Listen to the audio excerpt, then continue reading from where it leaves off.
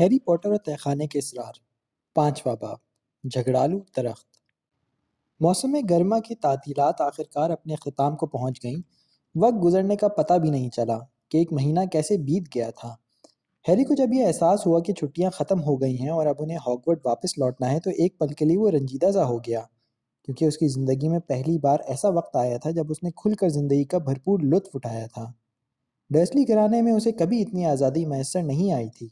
ممکن تھا کہ ڈرسلی گھرانے میں رہتے ہوئے اسے ہاگورٹ لوٹنے کی بے چینی ہوتی، مگر رون کے گھر میں اس کی بےتابی شدید نہیں تھی۔ اسے اس احساس نے خاصا بے چین کر رکھا تھا کہ جب اسے اگلی تعطیلات میں پرائیویٹ ڈرائیو میں واپس لوٹنا پڑے گا تو ڈرسلی افراد اس کے ساتھ نہ جانے کیسا سلوک کریں گے۔ رون کے گھر والوں سے جدا ہونا کافی تکلیف دہ ثابت ہو رہا تھا۔ اسے رون کی قسمت پر رشک آ رہا تھا۔ رون کے گھر میں ان کی آخری شام کو مسز ویزلی نے نہایت لذیذ کھانے تیار کیے، جس میں ہیری کی سبھی من پسند چیزیں شامل تھیں۔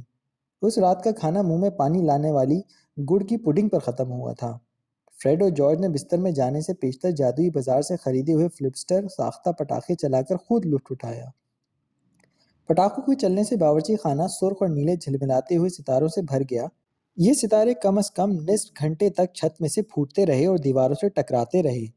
اس کھیل تماشے کے اختتام پر انہیں گرم چاکلیٹ کے پیالے ملے، جنہیں سب نے بڑے مزے سے پیا۔ بالآخر بستر پر جانے کا وقت ہو گیا۔ اگلی صبح بیدار ہونے کے بعد انہیں اپنے کام نمٹانے میں خاصی دشواری پیش آئی، حالانکہ وہ مرغ کی بانگ کے ساتھ ہی بیدار ہو چکے تھے۔ وہ سرعت رفتاری سے تمام کاموں کو انجام دے رہے تھے۔ نہ جانے کیوں انہیں ہر کام میں کچھ زیادہ ہی وقت لگ رہا تھا۔ مسز ویزلی کے تیور خاصے بگڑے ہوئے دکھائی دے رہے تھے، کیونکہ انہیں فالتو جرابوں کی جوڑی اور پنکھ والے قلموں کا ڈبہ نہیں مل رہا تھا۔ وہ ادھر سے ادھر تلاش میں بھاگتی پھر رہی تھیں۔ سب لوگ عجلت میں سیڑھیوں پر اترتے چڑھتے آپس میں ٹکرا جاتے۔ وہ صحیح طرح سے بھی اپنے کپڑے نہیں پہن پائے تھے کہ ناشتے کے آدھے سلائس لیے کبھی ادھر بھاگتے رہے۔ مسٹر ویزلی گاڑی میں سب لوگوں کا سامان پہنچانے میں مصروف تھے۔ اچانک وہ گرتے گرتے بچے۔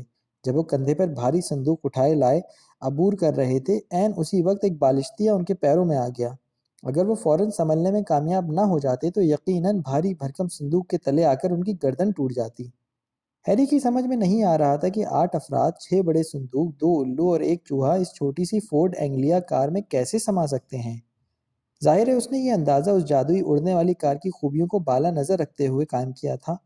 وہ لمحہ بھر کے لیے بھول گیا تھا کہ اس کار کو پرزا کرنے کے بعد دوبارہ جادوئی قوتوں کے ساتھ جوڑا گیا تھا۔ وہ اب کوئی عام کار نہیں تھی۔ مولی سے اس وقت کچھ نہ کہنا، مسٹر ویزلی نے ہیری کے کان میں سرگوشی کی۔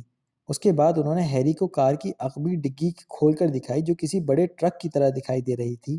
وہاں ان سب کا سامان رکھا ہوا تھا۔ ہیری کو اپنی آنکھوں پر یقین نہیں آ رہا تھا۔ مسٹر ویزلی نے اسے آگاہ کیا کہ یہ سب جادو کا کمال ہے، جس کی وجہ سے چھوٹی سی دکھائی دینے والی ڈگی اتنی زیادہ اشیاء کو اپنے اندر سما چکی تھی۔ جب آخر کار وہ سب لوگ کار میں سوار ہو گئے تو مسز ویزلی نے پچھلی نشست کی طرف نگاہ ڈالی، جہاں ہیری، رون، فریڈ، جارج اور پرسی آرام سے بیٹھے ہوئے تھے۔ ہم مگلوؤں کو جتنا عقل مند سمجھتے ہیں وہ تو اس سے کہیں زیادہ عقل مند ہیں، ہے نا آرتھر؟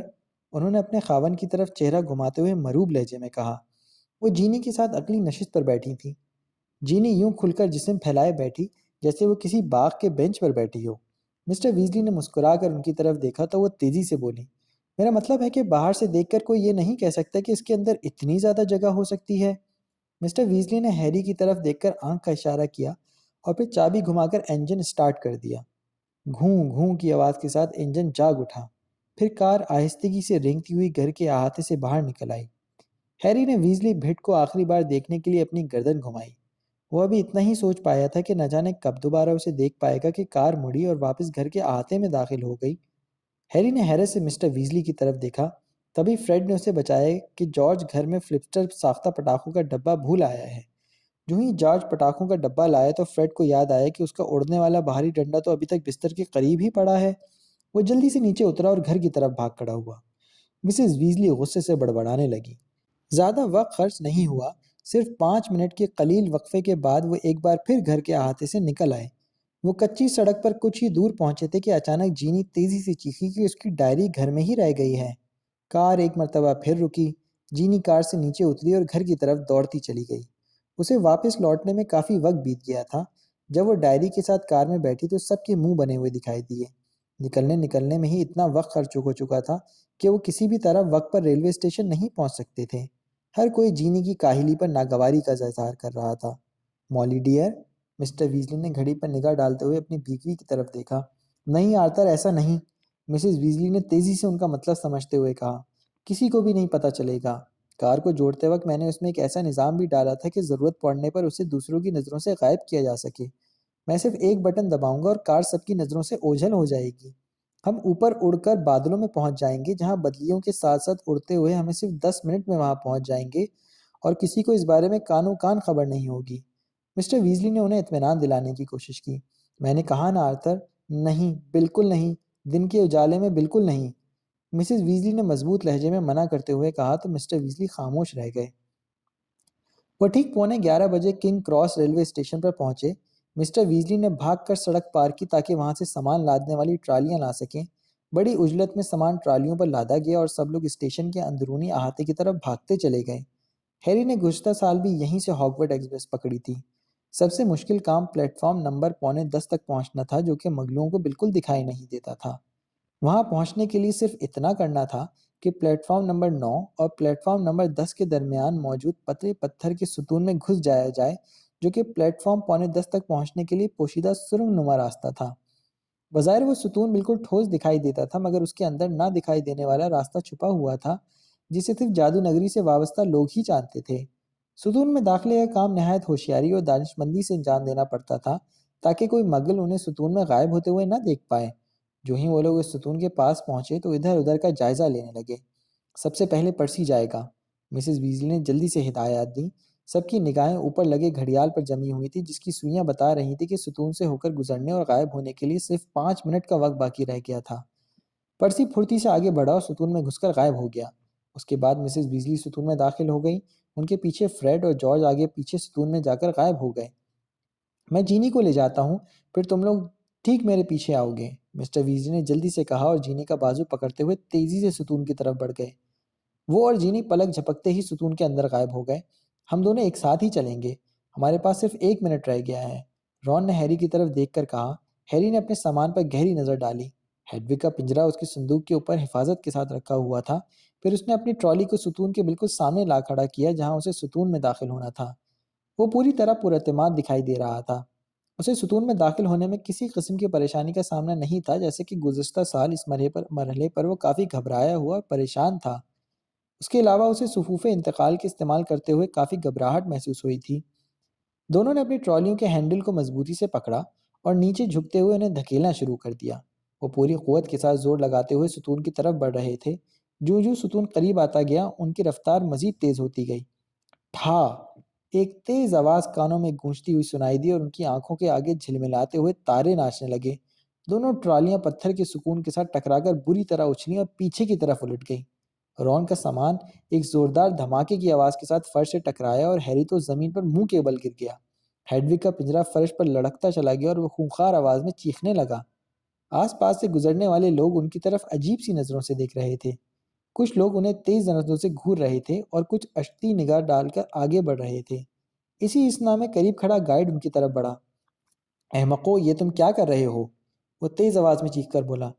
کچھ نہیں، ہمارے ہاتھ سے ٹرالی پھسل گئی تھی، ہیری نے ہانپتے ہوئے جواب دیا، جو اپنی پسلیوں کو پکڑتے ہوئے اٹھنے کی کوشش کر رہا تھا۔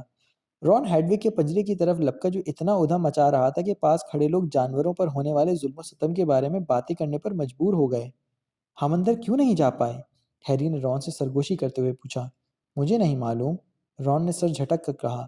اس نے سہمی نظروں سے اپنے چاروں طرف دیکھا، جہاں ابھی تک درجنوں لوگ اپنی نگاہوں سے ان کا نشانہ بنائے ہوئے تھے۔ ہماری ٹرین نکلنے والی ہے، مجھے یہ سمجھ نہیں آ رہا کہ دروازہ کیوں بند ہو گیا، رون نے پریشانی کے عالم میں بڑبڑاتے ہوئے کہا۔ ہیری نے پلیٹ فارم پر لگے بڑے گھڑیال پر نظر ڈالی تو اسے اپنے پیٹ کی گہرائی میں ابکائی جیسا احساس ہونے لگا۔ 10 سیکنڈ، 9 سیکنڈ۔ ہیری نے پھرتی سے اپنی ٹرالی کو سیدھا کیا اور ستون کی طرف بڑھنے لگا۔ اس بار اس کی رفتار قابو میں تھی۔ ٹرالی ایک بار پھر ستون کی طرف بڑھتی چلی گئی اور پھر ٹھک کی آواز کے ساتھ پتھریلے سکون سے جا ٹکرائی اور رک گئی۔ 3 سیکنڈ، 2 سیکنڈ، 1 سیکنڈ۔ چلی گئی، رون رو دینے والے انداز میں بولا۔ ٹرین چلی گئی۔ رون نے آگے بڑھ کر ستون کو چھوا اور اپنے کان ٹھنڈے پتھر سے لگا دیے۔ وہ بالکل ٹھوس تھا، اس میں کوئی خلا محسوس نہیں ہو رہا تھا اور نہ ہی کوئی آواز سنائی دے رہی تھی۔ اگر ممی ڈیڈی واپس نہیں آ پائے تو کیا ہوگا؟ کیا تمہاری جیب میں مگلوں کی تھوڑی بہت رقم ہے؟ رون روحان سا ہو کر بولا۔ ڈیسلی خاندان نے مجھے لگ بھگ 6 سال سے جیب خرچ نہیں دیا ہے، ہیری کھوکھلی ہنسی ہنستا ہوا بولا۔ رون نے ایک بار پھر اپنے کان ٹھنڈے ستون کے ساتھ لگا دیے۔ کوئی آواز نہیں آ رہی ہے، اب ہم کیا کریں گے؟ میں نہیں جانتا کہ ممی ڈیڈی کو واپس آنے میں کتنا وقت لگے گا، رون تناؤ بھرے لہجے میں بولا۔ انہوں نے مڑ کر چاروں طرف دیکھا، لوگ اب بھی ان کی طرف مشکوک نظروں سے دیکھ رہے تھے۔ اس کی وجہ صرف یہ تھی کہ ہیڈوگ ابھی تک بری طرح سے چیخو پکار کر رہا تھا۔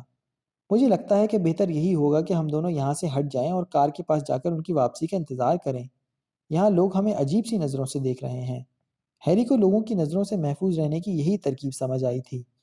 ہیری، کار! رون کے چہرے کا رنگ یکدم سرخ ہو گیا اور آنکھیں چمکنے لگیں۔ کار؟ کیا مطلب؟ ہیری نے اس کی بدلتی کیفیت کو دیکھ کر حیرت سے پوچھا۔ ٹرین چھوٹ گئی تو کیا ہوا؟ ہم کار اڑا کر ہاگورٹ پہنچ سکتے ہیں، وہ جلدی سے بولا۔ لیکن مجھے لگتا ہے کہ ہیری گڑبڑا سا گیا۔ ہم پھنس گئے ہیں، ٹھیک ہے، اور ہمیں اسکول پہنچنا ہے نا؟ اور اگر کوئی ایسی مشکل گھڑی سامنے آ جائے کہ کوئی سجھاؤ نہ دکھائی دے تو ایسے میں نابالغ جادوگروں کو بھی جادو کرنے کی اجازت ہے، شاید 19 یا 36 کی کوئی دفعہ، رون نے وضاحت کی۔ ہیری کا دہشت زدہ چہرہ پرسکون ہوتا ہوا دکھائی دے رہا تھا۔ کیا تم کار اڑا سکتے ہو؟ اس کام میں کوئی دقت نہیں ہے، رون نے باہر نکلنے والے دروازے کی طرف ٹرالی کا رخ پھیر دیا۔ چلو ہم چلتے ہیں، اگر ہم جلدی کریں گے تو ہمیں ہاگورٹ ایکسپریس کے پیچھے پیچھے چل سکتے ہیں۔ دونوں اپنی ٹرالیاں دھکیلتے ہوئے مگلوں کی بھیڑ میں سے پیدل چلتے ہوئے ریلوے اسٹیشن سے باہر چل دیے۔ تھوڑی دیر بعد وہ ریلوے اسٹیشن کے باہر پہنچ گئے۔ وہ بغلی سڑک پر مڑ گئے جہاں کچھ فاصلے پر ان کی فورڈ کار کھڑی تھی۔ رون نے اپنی چھڑی کو خاص طریقے سے ٹھونک کر کار کی غار جیسی ڈگی کا تالا کھولا۔ دونوں نے مل کر اپنے بھاری بھرکم صندوق کار کی ڈگی میں ڈالے۔ ہیڈوگ کا پنجرا اگبی نشست پر جمایا اور خالی ٹرالی کو دور دھکیل کر اگلی نشست پر بیٹھ گئے۔ رون نے اپنی چھڑی ایک بار ٹھونک کر کار اسٹارٹ کی۔ یہ دیکھ لو کہ کوئی دیکھ تو نہیں رہا، ہیری نے اپنا سر کھڑکی سے باہر نکالا۔ سامنے والی سڑک پر کاریں تیزی سے آ جا رہی تھیں لیکن وہ جس سڑک پر موجود تھے وہاں کوئی دکھائی نہیں دیا۔ ٹھیک ہے، ہیری نے سڑک خالی پا کر جلدی سے کہا۔ رون نے ڈیش بورڈ پر لگا چھوٹا سا چمکتا سرمئی بٹن دبا دیا۔ اس کے چاروں طرف کا منظر یکدم بدل سا گیا۔ وہ دونوں اپنی کار سمیت غائب ہو چکے تھے۔ ہیری کو محسوس ہو رہا تھا کہ اس کی نیچے کی نشست تھر تھرا رہی تھی۔ اسے انجن کی گڑگڑاہٹ والی آواز بھی سنائی دے رہی تھی۔ اسے یہ احساس بھی ہو رہا تھا کہ اس کے ہاتھ گھٹنوں پر رکھے تھے اور اس کی ناک پر اینک لگی ہوئی تھی، لیکن اسے اب اپنا جسم دکھائی نہیں دے رہا تھا۔ وہ صرف دو آنکھیں بن کر رہ گیا تھا جو پارکنگ کی ہوئی کاروں سے بھری سڑک پر زمین سے کچھ فٹ ہوا میں اوپر تیر رہے تھے۔ چلو اب چلتے ہیں، اس کی دائیں جانب سے رون کی آواز سنائی دی۔ اگلے لمحے کار ہوا میں اوپر اٹھتی چلی گئیں۔ ان کے ایک طرف کا میدان اور دوسری طرف کی گندی عمارتیں نیچے دور ہوتی دکھائی دی۔ یہ سارا منظر کچھ ہی پل میں ان کی نگاہوں سے اوجھل ہو چکا تھا۔ وہ کافی بلندی پر پہنچ چکے تھے۔ اب انہیں نیچے کی آبادی اور عمارتیں صاف دکھائی نہیں دے رہی تھیں۔ وہ اپنی کار میں بیٹھے بادلوں میں اڑ رہے تھے۔ پورا لندن دھوئیں کے بادلوں میں چھپتا ہوا محسوس ہو رہا تھا۔ ہیری کو یہ سب اچھا لگ رہا تھا۔ بادلوں میں ایک گرجدار آواز گونجی اور دوسرے ہی لمحے ہیری کو اپنا جسم دکھائی دیا۔ اس نے تیزی سے رون کی طرف دیکھا جو کار کا اسٹیئرنگ تھامے بیٹھا دکھائی دے رہا تھا اور کار بادلوں کے اوپر اڑتی ہوئی نظر آ رہی تھی۔ سب کچھ یکدم بدل گیا تھا۔ وہ دونوں اڑتی ہوئی کار سمیت دکھائی دینے لگے تھے۔ اوہ، یہ خراب ہو گیا ہے، رون غائب کرنے والے بٹن پر زور زور سے ہاتھ مارتا ہوا بولا۔ ہیری نے آگے بڑھ کر اس پر مکہ مارا تو کار ایک بار پھر غائب ہو گئی۔ دونوں کو سکون کا سانس نصیب ہوا، مگر یہ اطمینان چند منٹوں بعد پھر غارت ہو گیا۔ وہ دونوں کار سمیت دوبارہ ظاہر ہو چکے تھے۔ کار کسی قدر ان کے قابو سے باہر نکلتی ہوئی محسوس ہو رہی تھی۔ پکڑے رہو، رون چیخ کر بولا، اور اس نے اپنا پیر ایکسیلریٹر پر تیزی سے دبایا۔ وہ نیچے منڈلاتے ہوئے روئی جیسے بادلوں میں گم ہوتے چلے گئے اور ہر چیز کورے میں ڈوب کر دھندلی پڑنے لگی۔ کار بے قابو سی ہو گئی تھی۔ بادلوں کے مرغوبے انہیں لپیٹ میں کیے ہوئے تھے۔ اب کیا کریں؟ ہیری چاروں طرف سے حملہ آور بادلوں کے گہرے ازدحام میں اپنی آنکھیں جھپکتا ہوا بولا۔ ہمیں ریل گاڑی کو تلاش کرنا ہوگا تاکہ یہ معلوم ہو سکے کہ ہمیں کس سمت میں پرواز کرنا ہے، رون نے جلدی سے کہا۔ ٹھیک ہے، ایک بار پھر نیچے چلو، جلدی کرو، ہیری نے کہا۔ وہ دوبارہ بادلوں سے نیچے اترنے لگے۔ وہ اپنی نشست سے نیچے اچک کر زمین کی طرف دیکھ رہے تھے۔ مجھے ریل گاڑی دکھائی دے رہی ہے، ہیری چیختا ہوا بولا، ٹھیک سامنے، وہاں پر۔ نیچے زمین پر ہاگورٹ ایکسپریس کسی قرمزی سانپ کی طرح زمین پر بل کھاتی ہوئی ایک سمت میں بھاگتی چلی جا رہی تھی۔ شمال کی سمت میں، رون نے جلدی سے کہا اور ڈیش بورڈ پر لگے ہوئے سمت پیما میں کار کا رخ تبدیل کر دیا۔ اب ٹھیک ہے، ہمیں لگ بھگ ہر آدھے گھنٹے بعد اسے دیکھنا پڑے گا، تم پکڑے رہو۔ کار ایک بار پھر اوپر کی طرف اٹھتی چلی گئی اور بادلوں کے درمیان سے ہوتی ہوئی ان کے اوپر فضا میں تیرنے لگی۔ ان کے پہلو میں پوری آب و تاب سے چمکتا ہوا سورج دکھائی دے رہا تھا۔ اب وہ ایک الگ ہی دنیا میں تھے۔ کار کے پہیے روئیں بادلوں کے ساتھ چھو رہے تھے۔ ایسا لگتا تھا جیسے کار بادلوں کی سڑک پر دوڑتی چلی جا رہی ہو۔ آنکھیں چندیا دینے والی سے سورج کی تیز روشنی ہر سو پھیلی ہوئی تھی، جس کے باعث آسمان بےحد چمکیلا اور نیلا دکھائی دے رہا تھا۔ ہمیں اب صرف اس بات کی فکر کرنا ہوگی کہ ہم کسی ہوائی جہاز سے نہ ٹکرا جائیں، رون نے ہیری کو بتایا۔ انہوں نے ایک دوسرے کی طرف دیکھا اور پھر ہنسنے لگے۔ وہ کافی دیر تک اس بات پر ہنستے رہے تھے۔ ایسا لگ رہا تھا جیسے وہ کوئی دلکش خواب دیکھ رہے ہوں۔ ہیری نے سوچا کہ سفر کرنے کا یہ طریقہ پہلے تمام طریقوں کی نسبت بہترین اور سہل ہے۔ کار میں چمکتے سورج کی روشنی کے ساتھ ساتھ برفیلے بادل کے بھنور اور کنگروں کے پار اڑتے ہوئے چلنا، اور خصوصاً سامنے جب ٹافیوں کا پھولا ہوا پیکٹ رکھا ہو، بڑا دلکش نظارہ لگتا ہے۔ ہیری خیالوں کے سمندر میں ڈوبا ہوا اس بات پر غور کرتے ہوئے اپنے اندر بڑی فرحت محسوس کر رہا تھا کہ جب وہ کار سے ہاگورٹ کے میدان سے ملحقہ خوبصورت سرسبز صحن میں شاندار طریقے سے اترے گا تو فریڈ اور جارج انہیں دیکھ کر کیسے دم خود رہ جائیں گے۔ وہ اپنے اس سہانے سفر میں بالکل ہی کھوئے ہوئے، بلکہ بار بار بادلوں سے نیچے اتر کر انہوں نے ریل گاڑی کو اپنی نظروں سے گم نہیں ہونے دیا۔ یہ الگ بات تھی کہ وہ جتنی بار بادلوں سے نیچے آئے اتنی ہی بار انہیں سمت بدلنا پڑی۔ ریل گاڑی کبھی کسی سمت میں گھوم جاتی تو کبھی کسی سمت میں۔ لندن اب بہت پیچھے رہ گیا تھا۔ انہیں صاف ہرے بھرے کھیت دکھائی دیے، پھر چوڑی اور دور تک غیر آباد بنجر زمین نظر آئی۔ کبھی چھوٹے چھوٹے گاؤں نظر آئے اور بڑا شہر جس میں رنگ برنگی کاروں کا ہجوم چیونٹیوں کی طرح رینگتے ہوئے دکھائی دے رہا تھا۔ یہ آنکھ مچولی سارا دن جاری رہی۔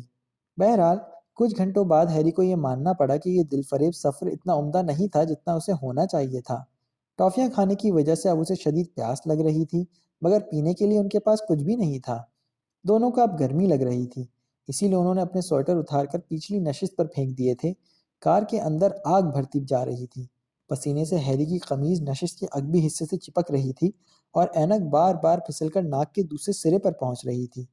اب اس کا دھیان بادلوں کے دلکش نظاروں سے بھی ہٹ چکا تھا۔ وہ خیالوں کے سمندر میں بھی نہیں ڈوب پایا۔ اس وقت وہ صرف میلوں نیچے چلتی ہوئی ریل گاڑی میں حسرت سے دیکھ رہا تھا، جہاں وہ موٹی جادوگرنی کی ٹرالی سے یک بستہ کدو کا جوس خرید سکتا تھا۔ وہ لوگ پلیٹ فارم نمبر 9:45 تک کیوں نہیں پہنچے تھے؟ اب زیادہ دور نہیں ہوگا، ہے نا؟ رون نے 1 گھنٹے کی خاموشی کو توڑتے ہوئے بجھے بجھے انداز میں ہیری کو مخاطب کیا۔ سورج اب بادلوں کی اوٹ میں چھپتا جا رہا تھا اور بڑی تشتری کی طرح شوخ نارنجی دکھائی دے رہا تھا۔ ایک بار پھر نیچے اتر کر ریل گاڑی پر نظر ڈال لیتے ہیں، رون نے آہستگی سے کہا۔ ریل گاڑی انہیں نیچے صاف دکھائی دے رہی تھی، جو بڑی تیز رفتاری سے بل کھاتی ہوئی اپنی منزل کی طرف رواں دواں تھی۔ ان کے بالکل سامنے برف سے لدا پہاڑ دکھائی دے رہا تھا۔ ریل گاڑی کا رخ اسی طرف تھا۔ ہیری نے دیکھا کہ ریل کی پٹری پہاڑ کے پہلو میں گھومتی ہوئی دور جاتی دکھائی دے رہی تھی۔ بادلوں کی چھتری کے نیچے کچھ زیادہ اندھیرا اچھا چکا تھا۔ رون نے ایکسیلریٹر پر اپنا پاؤں رکھا اور ایک بار پھر کار اوپر کی طرف اٹھتی چلی گئی۔ عین اسی وقت کار کے انجن میں سے خوفناک قسم کی آوازیں برآمد ہونا شروع ہو گئیں۔ ہیری اور رون نے گھبرا کر ایک دوسرے کی طرف دیکھا۔ تمام دن کی مسافت کے بعد انجن شاید تھک چکا ہے، رون نے مفروضہ پیش کیا۔ اس نے اتنی لمبی پرواز پہلے کبھی نہیں کی شاید۔ دونوں نے اپنے کانوں میں یوں روئی ٹھونس لی تھی جیسے گھر گھر کی تیز آتی آواز انہیں نہیں سنائی دے رہی ہو۔ سورج کے غروب ہوتے ہی آسمان تاریک پڑتا جا رہا تھا اور آسمان کے آنگن میں ننھے ننھے ستارے پھوٹ چکے تھے، جن کی جلملاہٹ بےحد دلکش تھی، مگر وہ اس وقت اتنے تھک چکے تھے اور پریشان حال تھے کہ انہیں یہ نظارہ بالکل بھلا نہیں لگا۔ سورج کے جاتے ہی گرمی کا زور ٹوٹ گیا اور فضا میں خنکی پھیلنے لگی۔ ہیری نے جلدی سے اپنا سویٹر پہن لیا۔ کار کی ونڈ اسکرین پر وائپر بری طرح سے کانپتے ہوئے پھڑپڑا رہے تھے۔ ہیری نے ان پر نظر ڈال کر یوں چہرہ پھیر لیا جیسے اسے کچھ دکھائی ہی نہیں دیا ہو۔ اب زیادہ دور نہیں ہے، رون نے ہیری کو کہتے ہوئے کار کو تسلی دینے کی کوشش کی۔ اب زیادہ دور نہیں ہے، اس نے گھبرائے ہوئے انداز میں ڈیش بورڈ کو تھپتھپایا۔ وہاں بالکل سیدھے سامنے، ہیری چیخ کر بولا تو رون اور ہیڈوگ دونوں اپنی جگہ سے قریباً اچھل پڑے۔ دور کالے افق کے نیچے کچھ خاکہ سا ابھرتا ہوا دکھائی دے رہا تھا۔ ایک کھڑی چٹان جھیل کے کنارے پر موجود تھی، جس پر اسکول کے قلعے کے مینار اور برجیاں بنی ہوئی تھیں۔ ان کے سستائے ہوئے چہرے کھل اٹھے، مگر یہ خوشی بےحد عارضی ثابت ہوئی۔ کار بری طرح تھرتھرانے لگی تھی اور اس کی رفتار بےحد کم ہوتی جا رہی تھی۔ چلو بھی، رون نے کار کو مخاطب کرتے ہوئے کہا اور اسٹیئرنگ کو ہلکا سا جھٹکا دیا۔ بس پہنچ ہی گئے ہیں، کچھ ہی لمحوں کی بات اور ہے۔ انجن درد بھری آواز میں ایک مرتبہ پھر کر رہا۔ جب ہیری نے اپنی کھڑکی سے باہر جھانکا تو اسے 1 میل نیچے پانی کی سیاہ چکنی اور شیشے جیسی ہموار سطح دکھائی دی۔ رون کی انگلیوں کے جوڑ سفید پڑ چکے تھے۔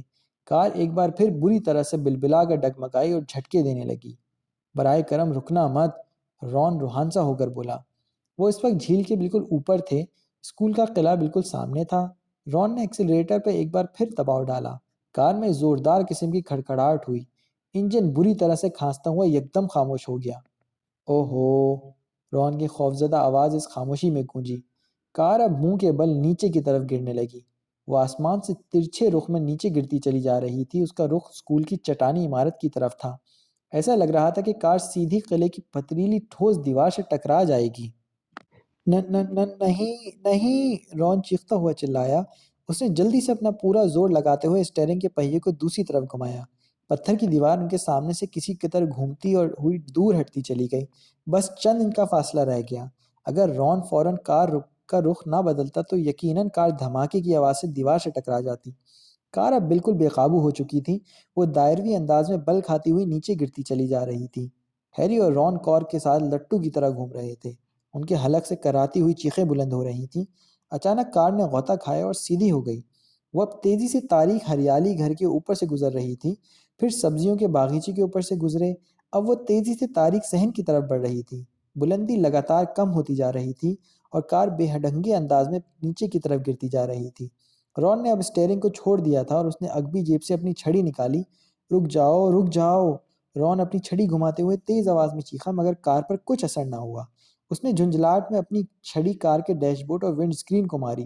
کار تیزی سے نیچے گرتی جا رہی تھی اور زمین تیزی سے ان پر جھپٹتی ہوئی دکھائی دے رہی تھی۔ دیکھو سامنے درخت ہے، ہیری نے چیخ کر رون کو متوجہ کیا اور جلدی سے اسٹیئرنگ کی طرف جھپٹا، لیکن دیر ہو چکی تھی۔ کرچ کرچ کڑانگ دھڑانگ، کان پھاڑ دینے والی آواز گہرے سکوت کو توڑتی چلی گئی۔ کار درخت کی شاخوں کو رونتی ہوئی اس کے مضبوط تنے سے جا ٹکرائی اور ایک زوردار جھٹکا کھا کر زمین پر گرتی چلی گئی۔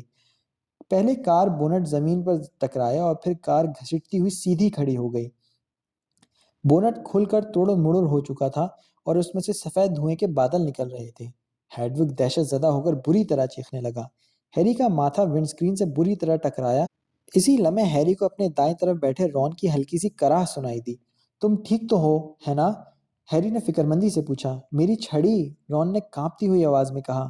میری چھڑی ٹوٹ گئی ہے۔ اس کی چھڑی ٹوٹ کر دو ٹکڑے ہو چکی تھی۔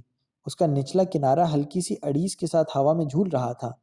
ہیری نے ابھی یہ کہنے کے لیے اپنا منہ کھولا ہی تھا کہ یقیناً اسکول کے اساتذہ کی ان کی چھڑی کی مرمت کر دیں گے، مگر اس سے پہلے کہ الفاظ منہ سے نکل پاتے کوئی بھاری بھرکم چیز کار کے دروازے سے آ ٹکرائی۔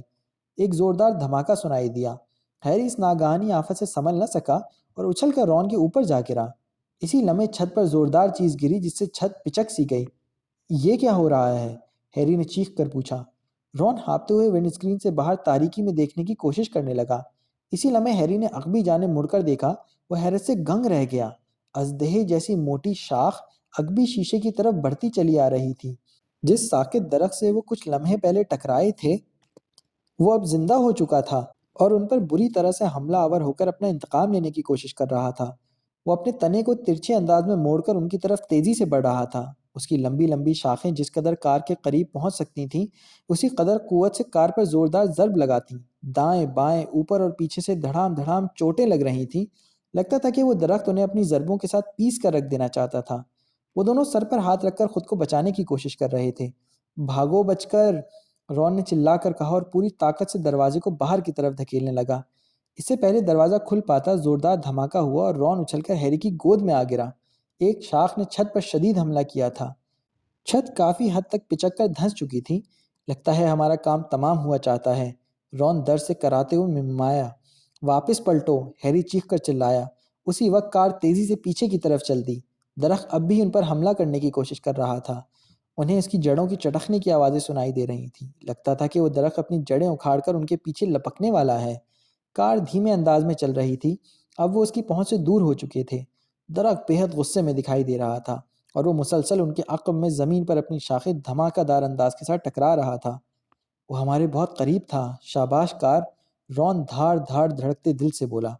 کار کی برداشت کی حد ٹوٹ چکی تھی۔ وہ صبح سے انہیں ہر خطرے سے محفوظ رکھے ہوئے یہاں لائی تھی۔ اس کا انجن آگ کی طرح دہک رہا تھا۔ اس کا جسم جھومتے درخت کے حملوں سے ٹوٹ پھوٹ چکا تھا۔ وہ زخموں سے چور چور ہو چکی تھی۔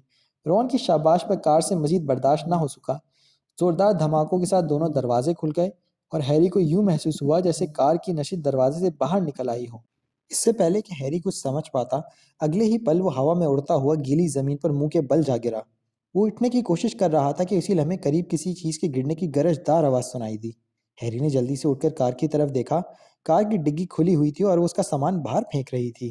ہیری اور رون کے صندوق کچھ فاصلے پر بے ہنگم انداز میں گرے پڑے تھے۔ دیکھتے ہی دیکھتے کار نے ہیڈوگ کا پنجرہ ہوا میں اچھال دیا۔ پنجرہ ہوا میں 2-3 بل کھا کر کھل گیا۔ ہیڈوگ بھی تمام دن کے طویل اور بوریت بھرے سفر سے اکتا چکا تھا۔ جو ہی اس کا پنجرہ کھلا تو وہ تیزی سے باہر نکلا اور فضا میں اڑتے ہوئے زوردار کلکالی ماری۔ پھر اس نے ہیری کی طرف دیکھے بنا ہی قلعے کی عمارت کی راہ لی۔ وہ ہوا میں تیرتا ہوا تاریکی میں گم ہو چکا تھا۔ کار کی دوسری طرف رون کے ساتھ بھی ایسا ہی ماجرا ہوا تھا۔ وہ دونوں کار کی طرف حیرت بھری نظروں سے دیکھ رہے تھے کہ اچانک گہری تاریک خاموشی میں گھڑگھڑاتا ہوا انجن چیخنے لگا۔ کار خود بخود اسٹارٹ ہو چکی تھی۔ پچکی ہوئی کھرونچوں سے بھری کار دھوئیں کا گہرا بادل نکالنے لگی۔ ہیڈ لائٹ اور پچھلی بتیاں غصے سے جھماکے مارنے لگی۔ اس کے پہیے تیزی سے گھومے اور وہ کھڑکھڑاتی ہوئی آواز میں پیچھے کی طرف مڑ گئی۔ وہ واپس آؤ! رون اسے جاتا ہوا دیکھ کر تیزی سے چیخا۔ وہ اپنی ٹوٹی ہوئی چھڑی گھما کر اسے روکنے کی کوشش کر رہا تھا۔ ڈیڈی مجھے جان سے مار دیں گے! کار نے جیسے کچھ سنا ہی نہیں تھا۔ وہ دھواں چھوڑتے ہوئے اور غر غر کی آوازیں نکالتے ہوئے ایک سمت میں بڑھتی چلی گئی، پھر ان کی نگاہوں سے اوجھل ہو گئی۔ تم نے دیکھا ہماری قسمت کتنی خراب تھی؟ رون نے رنجیدہ لہجے میں کہا اور جھک کر اپنے چوہے اسکریبر کو اٹھایا۔ ہم کسی اور درخت سے ٹکرا سکتے تھے مگر ہم اسی درخت سے ٹکرائے جو لپک لپک کر حملہ کرنا جانتا تھا۔ وہ اب مڑ کر اسے جھومتے ہوئے درخت کو دیکھ رہا تھا جو کچھ دور ابھی تک غصے سے لال پیلا دکھائی دے رہا تھا۔ مگر وہ ہے کیا؟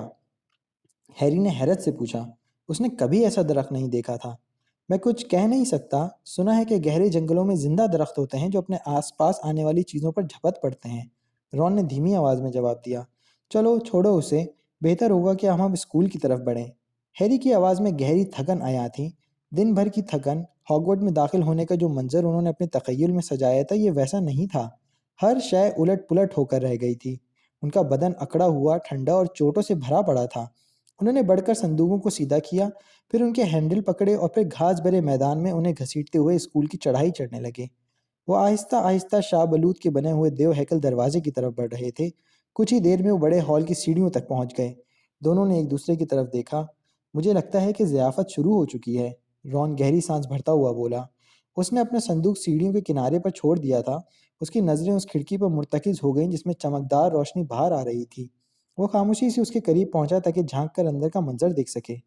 ارے ہیری، یہاں آ کر دیکھو، انتخاب کا دور چلنے والا ہے، رون تیزی سے بولا۔ ہیری تیزی سے کھڑکی کی طرف لپکا۔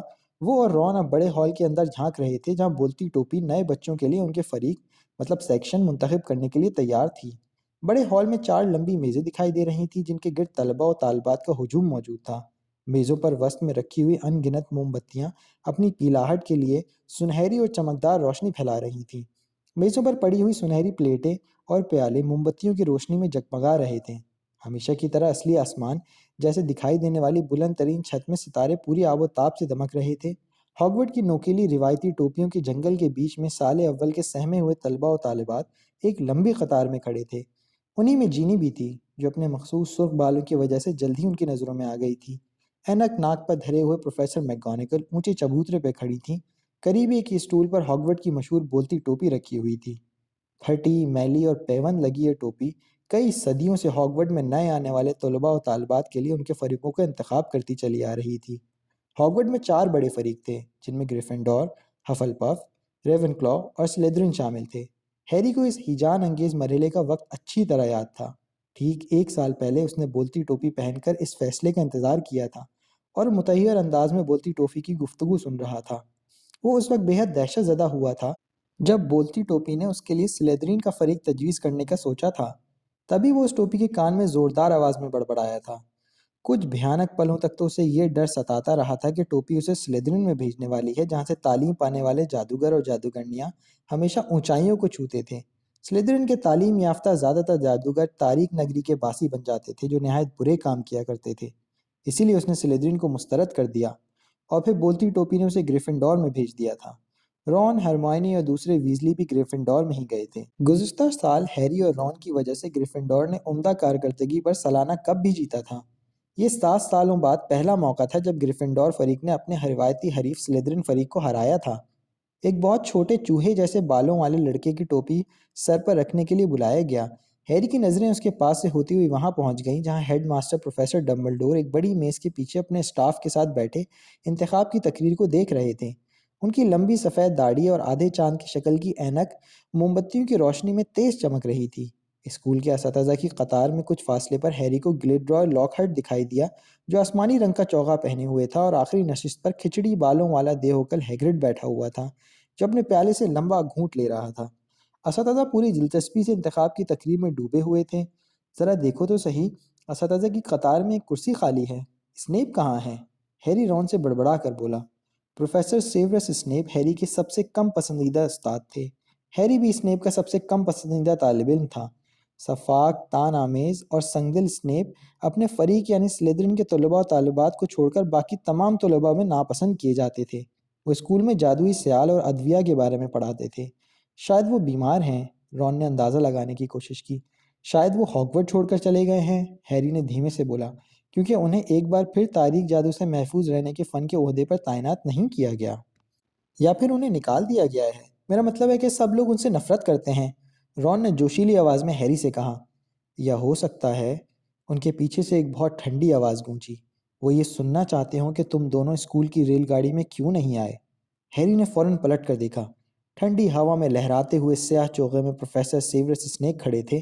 ان کی جلد کا رنگ زرد دکھائی دے رہا تھا، ان کی ناک کسی حد تک خمیدہ تھی، دونوں کندھوں پر ان کے لمبے سیاہ گنے اور چپچپے بال دکھائی دے رہے تھے، ان کی آنکھیں ان دونوں پر جمی ہوئی تھیں، چہرے پر دھیمی اور شفاف مسکراہٹ دکھائی دے رہی تھی۔ پروفیسر اسنیپ کا چہرہ دیکھتے ہی ہیری فوراً سمجھ گیا کہ وہ اور رون نہایت گمبھیر صورتحال میں پھنس چکے ہیں۔ میرے پیچھے آؤ، اسنیپ نے مختصراً کہا۔ وہ ایک دوسرے کی طرف دیکھنے کی بھی ہمت نہیں کر پا رہے تھے۔ پھر وہ دونوں پروفیسر اسنیپ کے پیچھے پیچھے چل دیے۔ وہ دونوں سیڑھیاں چڑھ کر پرشور بڑے ہال میں داخل ہوئے، جو اس وقت جلتی ہوئی موم بتیوں اور مشعلوں سے روشن دکھائی دے رہا تھا۔ بڑے ہال میں لذیذ اور ذائقہ دار پکوانوں کی خوشبوئیں اٹھ رہی تھیں، جنہیں محسوس کر کے ان دونوں کے پیٹ میں چوہے ناچنے لگے۔ بڑے ہال میں خاصی گرمائی تھی، جو باہر کی سردی سے بھلی معلوم ہو رہی تھی۔ اسنیپ انہیں اس روشن اور گرمائی سے بھرپور ہال میں سے نکال کر دوسری طرف لے گیا۔ سامنے تنگ، تاریک اور پتھریلی سیڑھیاں موجود تھیں جو نیچے تہخانے تک پہنچتی تھیں۔ اسنیپ انہیں اپنے ساتھ لیے سیڑھیاں اترا، اور پھر وہ سب راہدری میں بنے بڑے دروازے کے سامنے پہنچ گئے۔ اسنیپ نے آدھا دروازہ کھول کر ان کی طرف دیکھا۔ اندر چلو، اس کی سرد آواز ان کے رگ و پے پر سرسراتی چلی گئی۔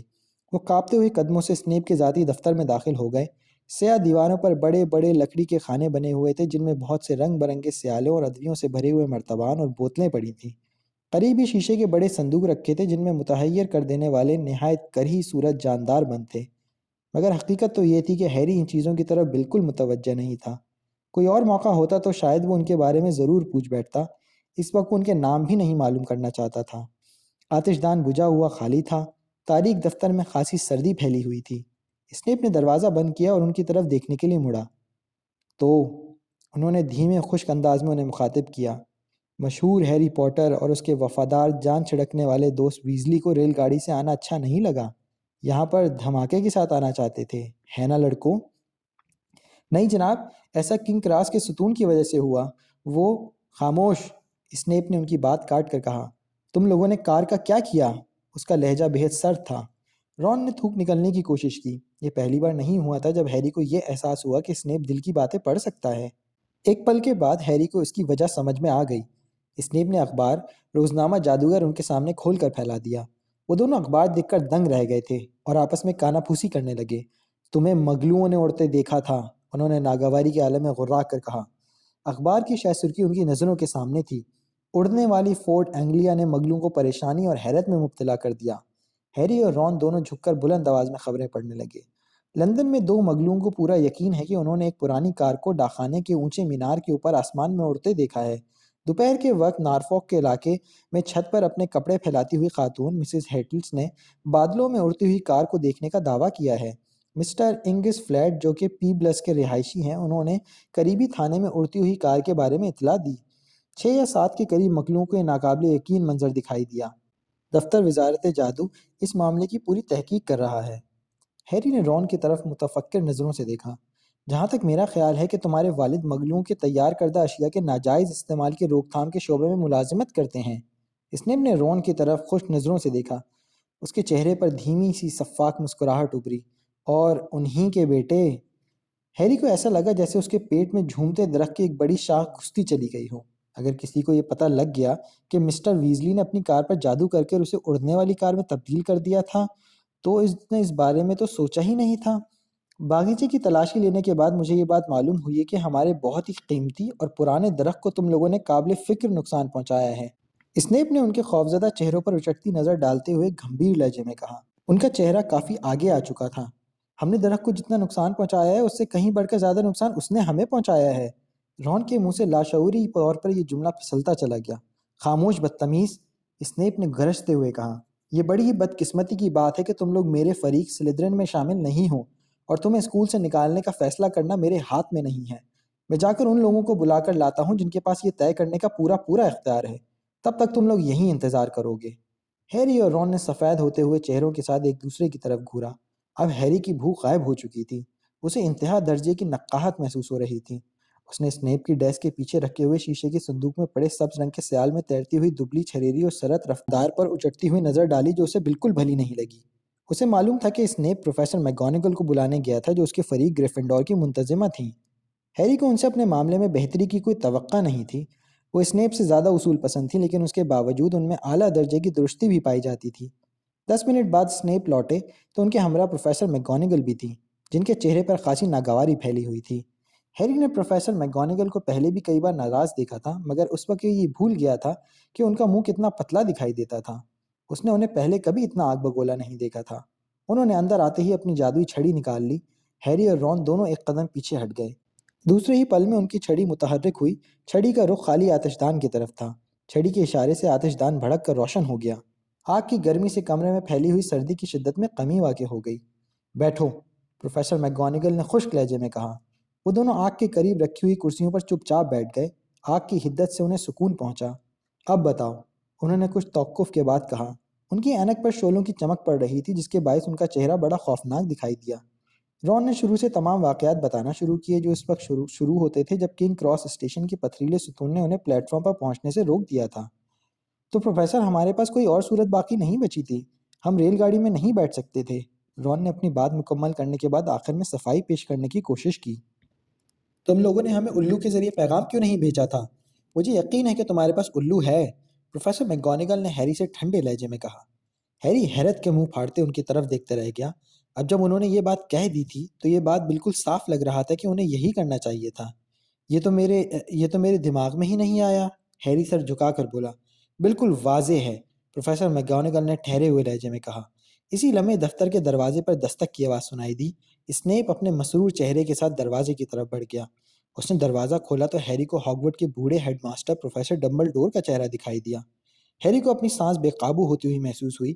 اس کا بدن یکلخت ٹھٹرا کر رہ گیا۔ ڈمبلڈور کے خلاف معمول سنگین نظریں ان دونوں پر جمی ہوئی تھیں۔ انہوں نے اپنی کافی خمیدہ ناک کے نیچے سے انہیں دیکھا۔ ہیری کے من میں اچانک یہ خواہش مچلی کہ کاش اس لمحے بھی وہ جھگڑالو درخت کے حملوں کا شکار ہو رہے ہوتے تو زیادہ اچھا ہوتا۔ کافی دیر تک کمرے میں گہری خاموشی چھائی رہی۔ وضاحت کیجیے کہ آپ نے ایسا کیوں کیا؟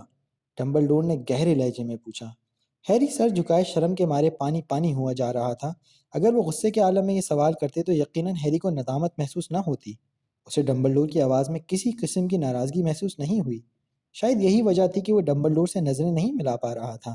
ہیری نے ان کے گھٹنوں کی طرف دیکھتے ہوئے اپنی بپتا سنائی۔ وہ دھیمے دھیمے انداز میں تمام واقعات انہیں بتا رہا تھا۔ اسی دوران رون بالکل خاموش رہا۔ وہ جادوئی کار کی ملکیت والا معاملہ جان بوجھ کر گول کر گیا تھا۔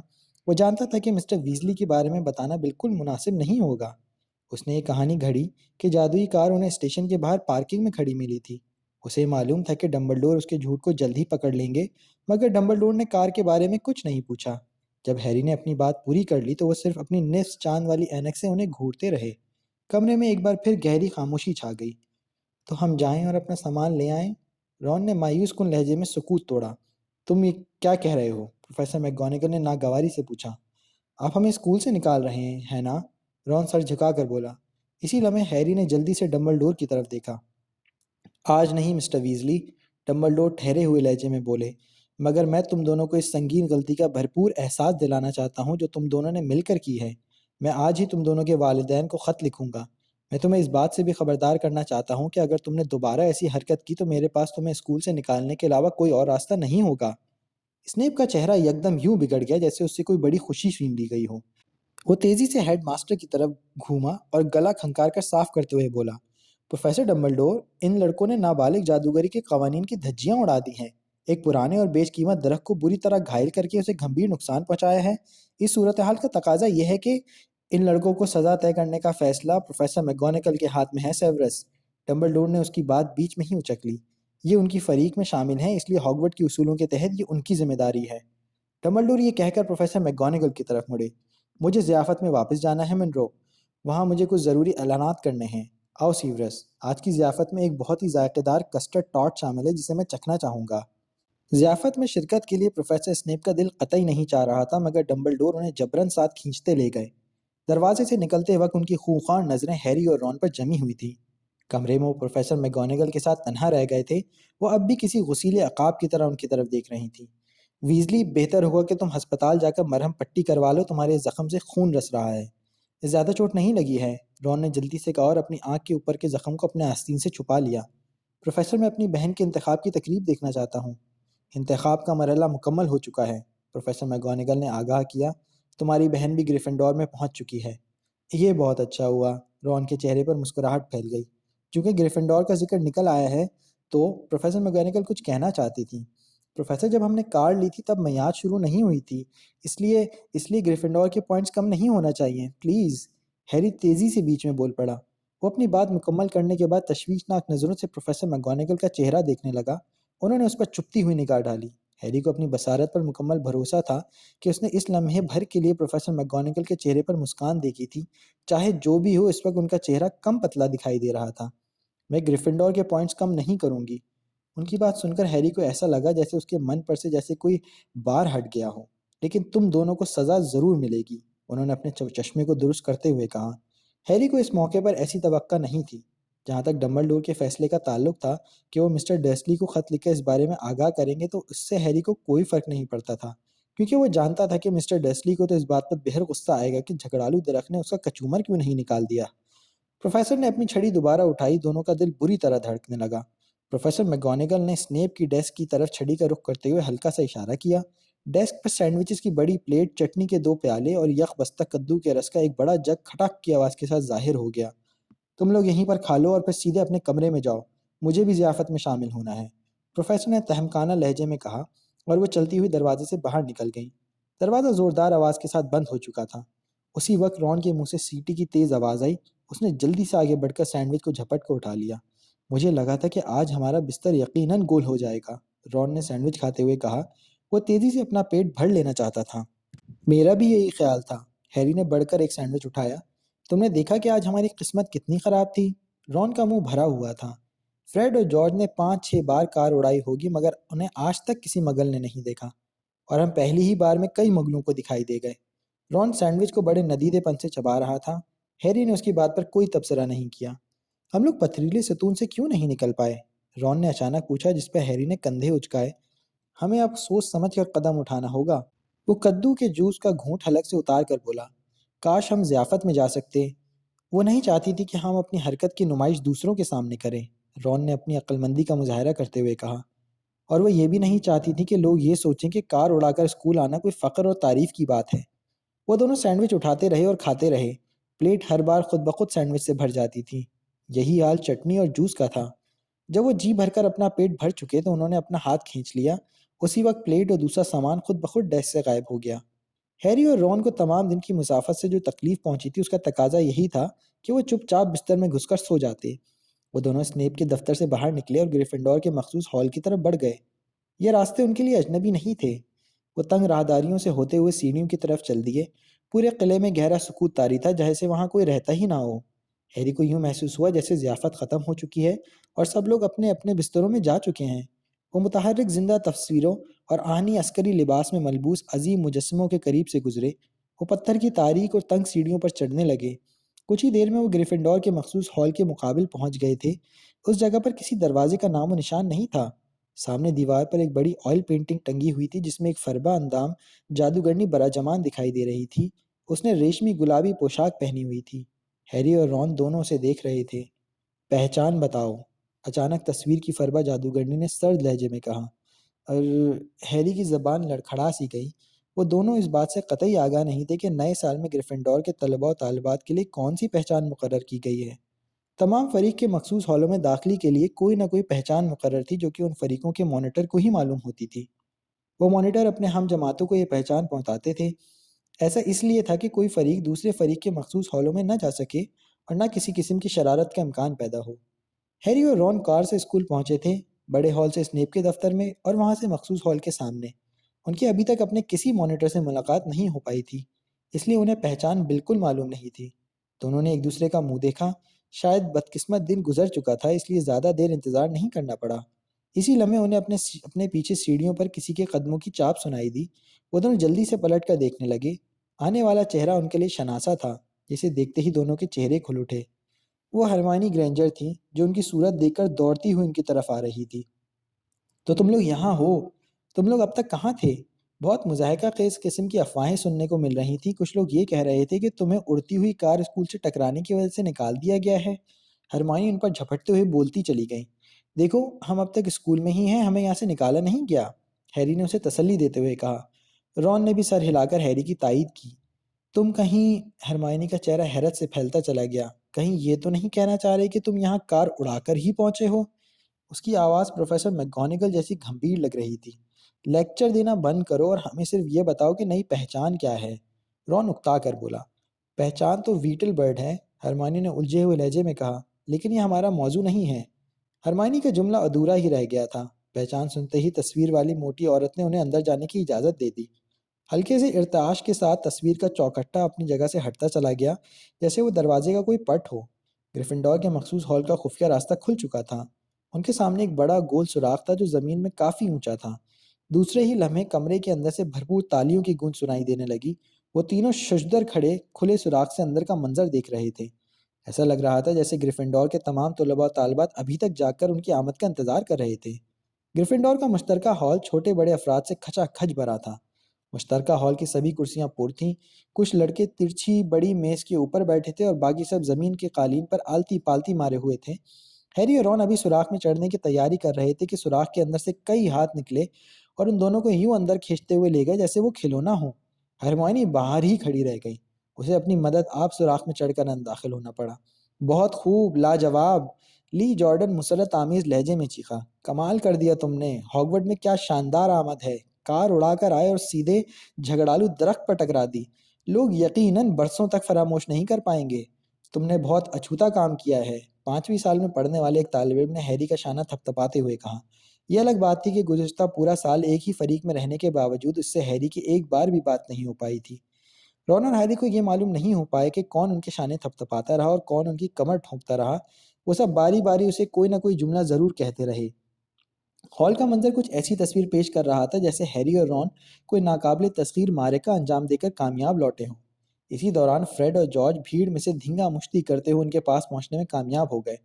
تم نے ہمیں واپس کیوں نہیں بلایا؟ جارج نے شکوہ کرتے ہوئے پوچھا۔ رون اپنے بھائیوں کی شکل دیکھ کر نادم سا ہو گیا اور اس کا چہرہ سرخ پڑ گیا۔ اس نے ہمت کر کے اپنے کھسیانے چہرے پر دانتوں کی نمائش کرنے کی کوشش کی۔ ہیری کو اپنے فریق کے تمام ساتھیوں کے چہرے پر خوشی دکھائی دے رہی تھی۔ اچانک اس کی نظروں میں ایک صورت ایسی بھی آئی جو بالکل خاموش اور الگ تھلگ تھی۔ اس کا چہرہ صاف چغلی کھا رہا تھا کہ وہ قطعی خوش نہیں ہے۔ شاید اسے ہیری اور رون کی آمد ناگوار گزری تھی۔ وہ پرسی تھا، جو سال اول کے نئے آنے والے طلباء کے سروں کے اوپر سے انہیں غصیلی نظروں سے دیکھ رہا تھا۔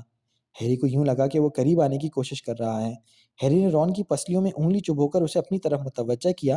رون نے اس کی طرف دیکھا تو ہیری نے پرسی کی طرف اشارہ کیا۔ پرسی کا بگڑا چہرہ دیکھ کر رون کو فوراً پتہ چل گیا کہ وہ اس کے فعل پر خوش نہیں ہے۔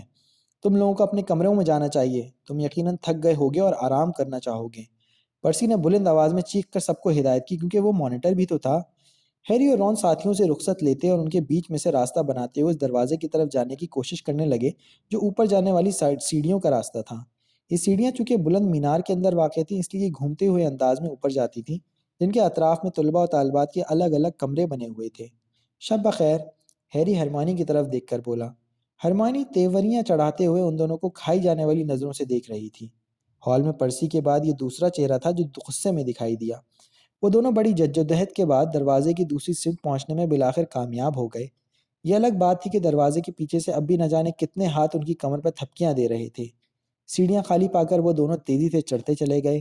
وہ اوپر پہنچے اور آخر کار اپنی پرانی خوابگاہ تک پہنچنے میں کامیاب ہو ہی گئے، جو گزشتہ برس کی بیتی یادیں لیے ان کا منتظر تھا۔ کمرے کے دروازے پر سائل دوم کا بڑا سائن بورڈ آویزا تھا۔ وہ دونوں اپنے جانے پہچانے گول شکل کی خوابگاہ میں داخل ہوئے، جس میں 5 مسیری دار پلنگ لگے ہوئے تھے جن پر سرخ مخملی پردے لٹک رہے تھے۔ کمرے میں اونچی اور تنگ کھڑکیاں تھیں۔ ان کے صندوق وہاں پہلے ہی پہنچ چکے تھے اور ان کے بستر کے قریب رکھے ہوئے دکھائی دے رہے تھے۔ میں جانتا ہوں کہ مجھے اس پر خوش نہیں ہونا چاہیے، مگر اس نے ہیری کی طرف ملزمانہ نظروں سے دیکھا اور پھر دانت نکالنے لگا۔ رون غیر متوقع استقبال سے سرشار تھا۔ اس سے پہلے رون اپنی بات پوری کرتا جھٹکے سے کمرے کا دروازہ کھلا اور سالے دوم کے 3 طلباء اندر داخل ہوئے۔ ان کے بستر بھی اسی خوابگاہ میں لگے ہوئے تھے۔ ان میں سیمس فنیگن، ڈین تھامس اور نیول لانگ باٹم شامل تھے۔ ناقابل یقین، مجھے تو ابھی تک یہ سب خواب لگ رہا ہے، سیمس نے دیدے گھماتے ہوئے جوشیلے انداز میں کہا۔ بہت عمدہ، ڈین نے ہنستے ہوئے کہا۔ حیرت انگیز، تم نے یہ سب کیسے کر لیا؟ نیول نے دہشت زدہ چہرے کے ساتھ پوچھا۔ ہیری کے ضبط کا پیمانہ اب ٹوٹ گیا اور وہ بھی رون کی طرح کھسیانہ ہو کر دانت نکالنے لگا۔ بدقسمت دن گزر چکا تھا۔ کار کا تھکا دینے والا سفر اپنے خاتمے کے ساتھ جن مصیبتوں کو لایا تھا وہ ایک ایک کر کے ٹل گئی تھیں۔ گریفنڈور کے ساتھیوں نے انہیں جس طرح خوش آمدید کہا تھا وہ اپنی جگہ خوشگوار سہی، مگر اسے پانے کے لیے دونوں نے کئی بار اپنا خون سکھانا پڑا تھا۔ البتہ ضیافت میں شرکت کا غم اپنی جگہ برقرار تھا۔